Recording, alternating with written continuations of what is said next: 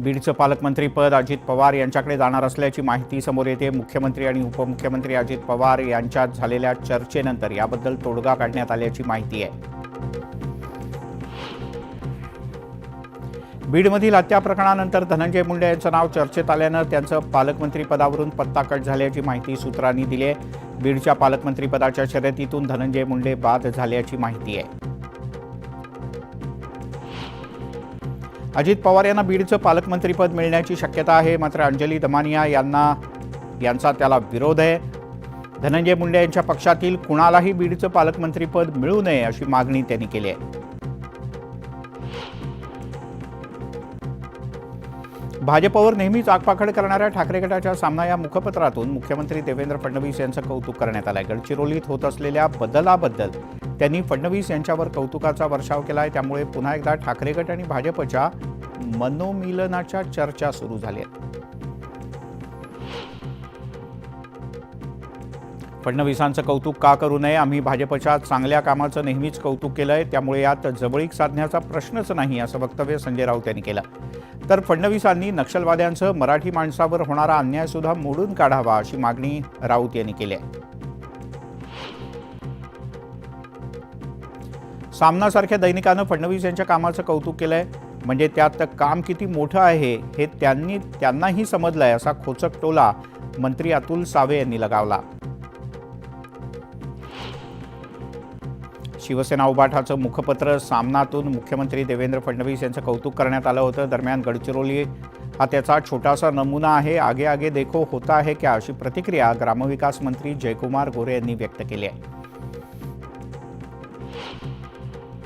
छगन भुजबळ यांनी स्वतःची झोपडी बांधावी, आपली ताकद निर्माण केल्याशिवाय ओबीसी आणि धनगरांचे प्रश्न सुटणार नाहीत असं वक्तव्य जानकर यांनी केलंय।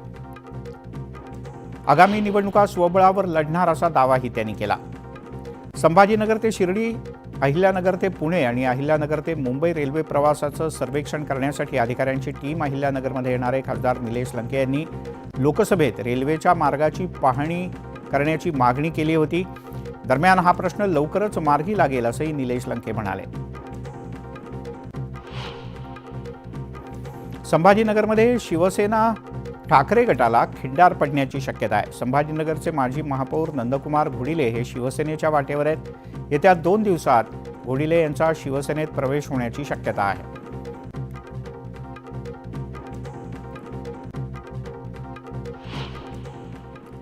आणि आता एक महत्त्वाची बातमी मुंबईतली। गेल्या काही वर्षांमध्ये शालेय शिक्षण प्रचंड महागलंय। मुलांना चांगल्या शाळेमध्ये प्रवेश मिळावा यासाठी पालकांना तारेवरची कसरत करावी लागते। त्यामुळे मागच्या काही वर्षात पालिका शाळांमधील मोफत शिक्षणाकडे पालकांचा कल वाढलाय। यंदाही हेच सकारात्मक चित्र पाहायला मिळत आहे।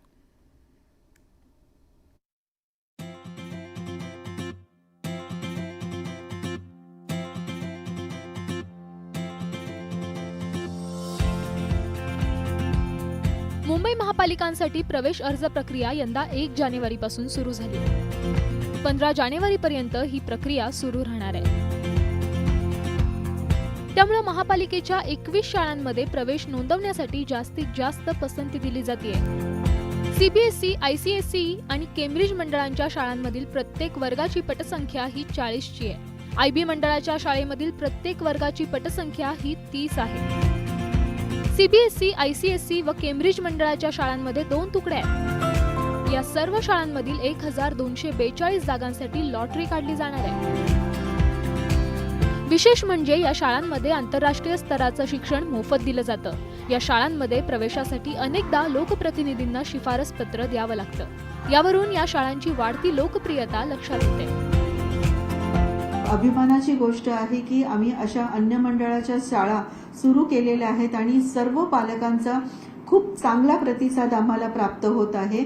आणि दरवर्षी जी ऑनलाईन रजिस्ट्रेशन जी मुलं करतात आहे, नोंदणी करतात आहे, प्रवेश अर्ज खूप मोठ्या प्रमाणामध्ये येतात आहे आणि आम्हाला मग त्यांची स्क्रुटिनी करून प्रवेश प्रक्रिया करणं यामध्ये आमच्या सर्वच अधिकाऱ्यांची दमछाक होऊन जाते। महानगरपालिकेनं मुंबईत आयबी आणि आयसीसी तसंच आयजीसीएसई या बोर्डाची प्रत्येकी 1 शाळा सुरू केली आहे। तर सीबीएसई बोर्डाच्या 18 शाळा सुरू आहेत। महानगरपालिकेच्या सर्व माध्यमांच्या एकूण 1100 शाळा मुंबईत आहेत. या शाळांमधून 3,47,000 विद्यार्थी शिक्षण घेत आहेत. मात्र आता अन्य बोर्डांच्या इंग्रजी माध्यमांच्या शाळांमध्ये ऑनलाईन प्रवेश प्रक्रिया महापालिकेच्या वतीनं सुरू करण्यात आली आहे. खासगी शाळांमधील महागडं शिक्षण हे सर्वसामान्य गरीब कुटुंबांना परवडत नाही. परिणामी पालिकेच्या शाळांना मोठा प्रतिसाद मिळताना दिसतोय. शिक्षण परवडणारं राहिलंच नाही. त्यात मला 2 मुलं. आधी माझा मोठा मुलगा प्रायव्हेट शाळेतच होता, त्याची फी दरवर्षी भरायचो. मग मुलगी लहान, तिची ॲडमिशन करायची, दोघांची फी कशी मॅनेज करायची. त्यातच ॲड आली की गव्हर्नमेंट ICSE बोर्ड काढते आहे, CBSE बोर्ड काढते आहे. तर तिथे अप्लाय केलं, दोघांची ॲडमिशन झाल्या. आणि एक बेनिफिट असं झालं की जी फी वाचायला लागली आमची, ती मुलांच्या इतर ॲक्टिव्हिटीसाठी आम्ही यूज करायला लागलो. आता इथं आल्याने थोडासा फरक पडलेला आहे मुलांमध्ये खूपच, की जे सिलेबस आहे त्यानुसार मुलं, माझा मुलगा माटुंगा प्रीमियर कॉलेज शाळेत होता, पण मी तिथून काढला आणि इथं आणला. फीचा इश्यू नव्हता, पण शिकवणं जर सेमच असेल, मी स्वतः BMC शाळेत शिकलेलो, तर शिकवणं जर सेमच असेल मग पैसे भरूनच का शिकवायचे. त्या सुविधा जर आपल्याला इथं BMC शाळेत मिळत आहेत तर सर्वांनी BMC शाळेतच टाकावं. खूप चांगले पब्लिकेशन्स दिले जात आहेत आणि सगळ्या फॅसिलिटीज आहेत. कोणत्याही प्रकारचं आम्हाला खर्च नाही आहे, कोणत्याही प्रकारचा. बरं, काही इश्यूज जर झाले तर आम्ही स्वतः तिथे प्रिन्सिपलला जाऊन भेटतो आणि ते इश्यूज सांगतो त्यांना की असंही सुधारणा झाली पाहिजे. आणि त्या सुधारणा वेळोवेळी केल्यात त्यांनी, तर वी पीपल्स आर हॅपी. सगळे पॅरेंट्स आम्ही फार हॅपी आहोत. 2020 मध्ये मुंबई महापालिकेच्या शिक्षण विभागानं CBSE पॅटर्नची पहिली शाळा सुरू केली होती. 2021 मध्ये CBSEच्या आणखी 10 शाळा सुरू झाल्या. आज हीच संख्या थेट 18 वर पोहोचली आहे. यावरून दर्जेदार शिक्षणाला पालकांचा किती उदंड प्रतिसाद मिळतोय हेच स्पष्ट होत आहे. आता वाढत्या गरजेनुसार मुंबई महापालिकेनंही वर्गाची आणि शाळांची संख्या वाढवावी अशी मागणी होतीये. सुष्मिता भदाणे, न्यूज 18 लोकमत, मुंबई.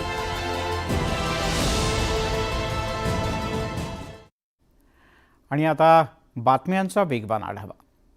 भाजपचे मुंबई अध्यक्ष आशिष शेलार यांना मंत्रिमंडळात जबाबदारी देण्यात आली. आता पालिका निवडणुकीत ठाकरेंना भिडणारा मुंबईचा अध्यक्ष भाजपला निवडावा लागेल. प्रवीण दरेकर, अमित साटम, अतुल भातखळकर, पराग आळवणी, संजय उपाध्याय, सुनील राणे या नावाची सध्या चर्चा आहे.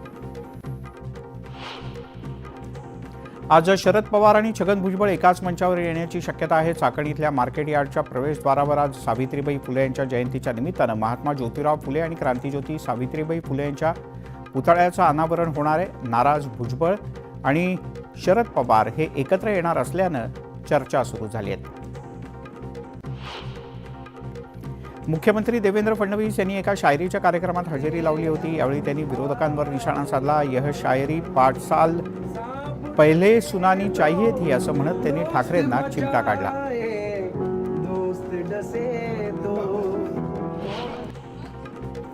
वसईमध्ये पुन्हा एकदा बहुजन विकास आघाडी विरुद्ध भाजप असा संघर्ष पेटलाय. भाजपनं केवळ 5 नगरसेवकांची नावं जाहीर करावीत असं आव्हान माजी महापौर रुपेश जाधव यांनी भाजपला केलं. यावर आमदार स्नेहा दुबे यांनी टोला लगावला. स्थानिक पक्षानं जास्त उड्या मारू नये हाच त्यांना प्रेमाचा सल्ला आहे असं म्हणत त्यांनी बहुजन विकास आघाडीवर निशाणा साधलाय. आर्थिक वर्षातील दुसऱ्या तिमाहीत राज्यात 1,13,236 कोटी रुपयांची परकीय गुंतवणूक झाल्याची माहिती समोर येते. संपूर्ण वर्षभराच्या 94.71% गुंतवणूक फक्त 6 महिन्यात झाल्याचा दावा मुख्यमंत्री फडणवीस यांनी केला आहे. महसूल मंत्री चंद्रशेखर बावनकुळे यांनी मोठी घोषणा केली. गौण खनिजासंदर्भातील सर्व निर्णय आणि अधिकार फक्त जिल्हाधिकाऱ्यांच्याकडेच असतील असा निर्णय घेण्यात आलाय. राज्यातील वाळू माफियांना आळा घालण्यासाठी महसूल विभागानं मोठं पाऊल उचललं. कांद्यावरील निर्यात शुल्क रद्द करण्याची मागणी कांदा उत्पादक शेतकऱ्यांच्याकडून करण्यात येते. यावेळी केंद्रीय कृषी मंत्री नाशिकच्या दौऱ्यावर असताना शेतकरी त्यांची भेट घेणार असून निर्यात शुल्क रद्द करण्याची मागणी केली जाणार आहे.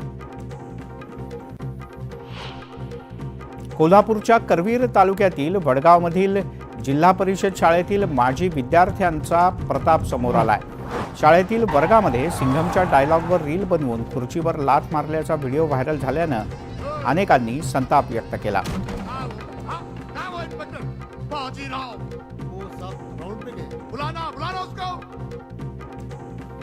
पुसदच्या हुडी हेगडी गावात रस्त्याची अत्यंत भीषण अवस्था आहे.